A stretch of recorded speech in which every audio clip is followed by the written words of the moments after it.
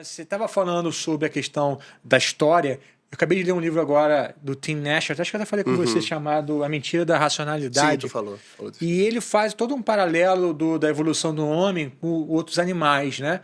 E ele diz que, cara, o que realmente assim diferencia o ser humano de outros mamíferos é que a importância da comunidade, das histórias, de como que a Sim, língua, né, como essas coisas foram sendo passadas, os ensinamentos, sim, a sim. importância dos mestres, quanto que isso tem valor para o ser humano e o diferencia de maneira absurdamente de um outro mamífero, né, qualquer outro. Sim. Mas a gente está falando dessa questão da comunidade, É. de Pois é. estar vivendo em comum, né, cara? Grupo de fomento. De vez em quando você Grupo de fala também, fomento. né? Ué, cara, mas antigamente a música era aprendida assim, bicho.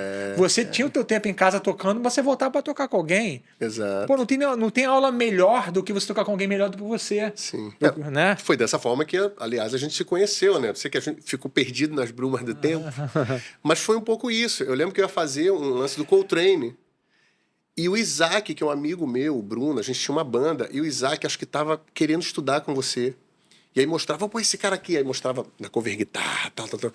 E aí, no Orkut, eu te adicionei lá no Orkut, a gente meio que trocou uma ideia. Eu falei, pô, Matheus, sei que você não me conhece, mas, cara, você tá afim de tocar nesse evento aqui, que foi até na minha igreja. Sim. A gente tocou a Love Supreme do Coltrane num O álbum, culto né? lotado de gente. Cara, aquilo ali foi impressionante. Porque é isso, as pessoas foram pra igreja achando que ia ter um culto e chegaram lá, era uma programação musical. E a gente tocou esse disco inteiro do Coltrane, né? São 4 músicas, né? Foi eu, você, acho que o Bruno, o Josué Lopes e o Léo. Léo de Freitas. O Léo de Freitas. Então, assim, eu sempre... Eu nunca tive oportunidades antes da Caixa de ter alguém, de ter um mentor. Assim, o meu pai me ensinou muita coisa. Tive excelentes professores de música, sabe? O João Carlos, o maestro, o Davi Lima, né, que já é falecido, o Samuel, que foram professores de trombone e teoria. Mas eu nunca tive um cara em música que falasse assim, meu irmão, não anda com essa galera aqui não. Meu irmão, faz isso aqui. Olha, não toque aquilo ali. Olha, e aí eu ia aprendendo em tentativa e erro. Então, assim, eu tomei muitas decisões que me fecharam portas. E em música, dependendo da porta, se ela fecha, ela nunca mais abre. Sim. Só que uma das coisas que eu sempre quis era, eu preciso estar tocando com pessoas melhores do que eu. Eu preciso estar tocando porque eu preciso aprender, mesmo que essas pessoas não me chamem para nada. Eu preciso aprender com elas. E aí é isso, cara, eu tava tocando do teu lado. Eu e o Bruno, o baixista, né, a gente estava crescendo junto ali, musicalmente. Mas você, o Josué, o Léo, já eram músicos que estavam passos à frente, assim. E mesmo assim eu ia lá e falava, não, meu irmão, vamos lá. E aí, olha como é que... Olha, aquele encontro onde a gente veio parar, sabe? Então eu acho que é comunidade. Você tem que estar Mas se você.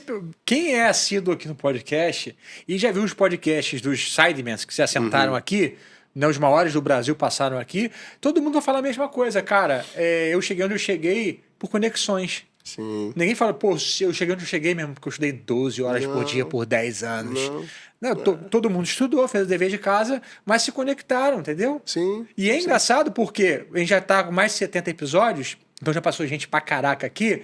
Depois de um tempo, as histórias começaram a Se repetir, digamos não assim. se repetir, a se conectar. Porque às vezes eu vi um cara que, eu entrei na banda tal porque o Billy Brandão me indicou. Aí o Billy Brandão veio aqui e fala, eu entrei sem querer porque o não sei quem me indicou. Daqui eu sei quem senta aqui. Sim, Daqui a isso. pouco, depois de 70 episódios, parece que, agora entendi.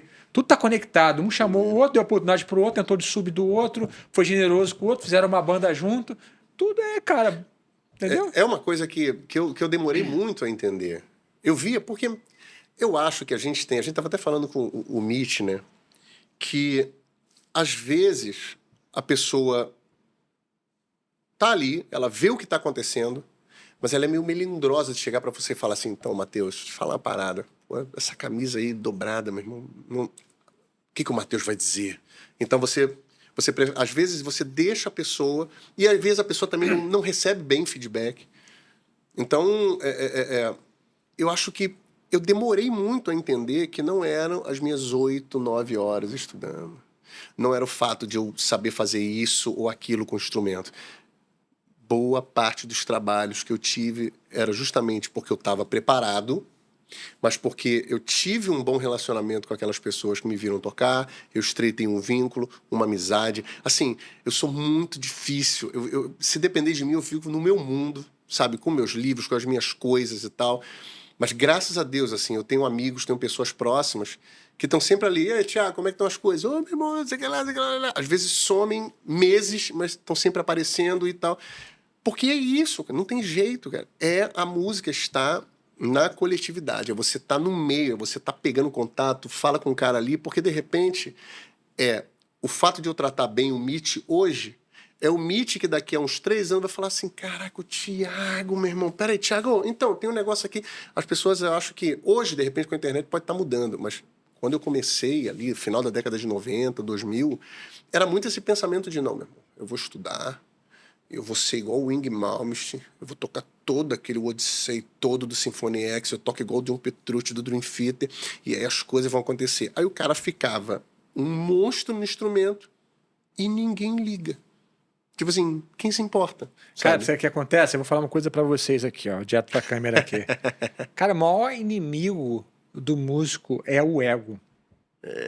Cara. Olha só, vamos lá, vamos desenvolver isso aqui porque é importante.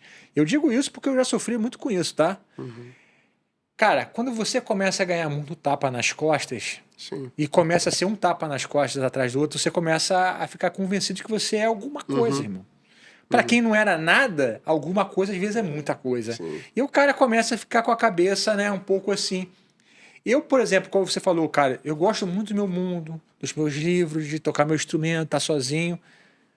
Só que, cara, isso, quando você está sozinho, você está perdendo uma outra coisa, Sim. que são as conexões. Que a gente acabou de falar aqui, que os maiores sidemans que passaram aqui chegaram lá, não era porque somente fizeram o dever de casa, é porque se conectaram com outras pessoas. E às vezes a gente esquece pequenos detalhes na nossa caminhada, cara. Por exemplo, alguém foi generoso contigo, cara, tem reciprocidade, seja generoso de volta. Sim. Muitas vezes, eu vou falar aqui mal de mim mesmo, tá? Eu, quando cheguei no Brasil, cara, eu cheguei aqui com um álbum que estava repercutindo muito bem. Eu saí em revista lá de fora, cara. Saí na Cover Guitar, saí na Guitar Player. E isso, obviamente, cara, você começa a chamar muita atenção, você é novidade, tudo. Se você tomar cuidado, não tomar cuidado, você começa a achar que você é importante demais. E as pessoas começam a ser generosas com você, te ama para uma coisa, para outra, e você não está sendo generoso de volta. E as pessoas vão começar a pensar, pô, cara, o cara é otário. Chamei o cara aqui, pô, não chama pra nada. Pô, segui o cara no Instagram, pô, o cara não me chega de volta. Tô sempre comentando as postagens do cara, pô, o cara nunca vem aqui e comenta. Depois de 5, 10 anos de você sendo essa pessoa, tu tá sozinho, irmão. Pois é. Cara, eu toquei, assim, quando eu tava entrando nessa, né, de bateria, né, de tá tocando mais, tá, eu comecei a perceber que existia meio que uma mitologia onde o músico ele tem que ter uma determinada empáfia, assim. Ele tá ali, mas não tá ali. Você chama o cara, ele, sim, bom, não, bacana. Eu falava assim, caraca, meu irmão, parece que o cara... É como se sempre o cara estivesse te olhando de cima para baixo. Tipo assim, chega num momento que eu não queria mais estar do lado dessas pessoas, sabe? Sim. Porque é isso, o cara, ele acha que ele tem que ser aquele jazzista, aquele cara que eu tô aqui e eu só tenho a minha galera. Quem não for da minha galera, não, vai lá. E eu vejo, cara, até hoje, assim, muita gente, sabe, que fica atrás e toca e chama e nunca é chamada de volta. E fica ali e dá moral e pá. Mas na hora da coisa boa, o fulano chama aquele cicano ali que é do grupo dele, da panela. E o cara que tá ali, tipo assim, então, tipo, com um prato, assim. E aí? Assim, e eu comecei a absorver um pouco isso. O tapa nas costas. Olha, você ganhou o concurso, você foi não sei o que lá. Olha, você... Falei, pô, então... Pô, vamos lá, né? Então é só alguma coisa. Só que, irmão, a vida é imprevisível, cara. Igual esse livro, assim. Um tombo. Uma veia que se entope, sabe? Ou uma tragédia que derruba a tua mente. A gente não pode entrar, cara, nesse delírio de que eu sou um jazzista da década de 50 e que eu vivo no mundo e que as outras pessoas estão ali para me servir musicalmente e que eu tenho minha panela e fora isso ninguém entra. Aham, tudo bom.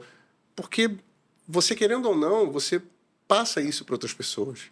E aí pessoas, ao mesmo tempo que vão reproduzir esse nariz em pé que você tem, elas também vão começar a se perceber meio... E hoje, meu irmão, assim, é uma parada que não tem erro. Hoje, de repente, quem tá ali com o prato, de repente é o cara que vai estar com a mesa posta. E esse é o lance, cara. De repente você evitou de deixar o cara sentar, mas é aquele cara que lá na frente, sabe? Olha pras gigs, meu irmão. Quantas gigs você vê que você tem caras de 50, 60 anos tocando? É nesse momento que eu acho que daqui a alguns anos a galera tem que tomar cuidado. E aí falta educação financeira, falta o empreendedorismo, de você saber, não que você tenha que abrir uma empresa, não que você tenha, mas você se gerenciar. Você, né, é o seu patrão, o seu produto, né? E aí o cara lá na frente vai ver e vai falar assim, meu irmão, cara, que eu não tenho nada, mano. E agora? Aí você vai querer olhar pra molecada. A molecada vai falar assim, pô, meu irmão, você não. Você anda com a tua galera agora. É tenso, assim. Obrigado por ter assistido a esse corte do Starling Cast. Você pode assistir o episódio completo aqui na descrição do vídeo. E aproveita se você é guitarrista para fazer parte da maior escola virtual do Brasil, exclusiva para guitarristas, tocando ali no QR Code ou então na descrição do vídeo. Te aguardo lá.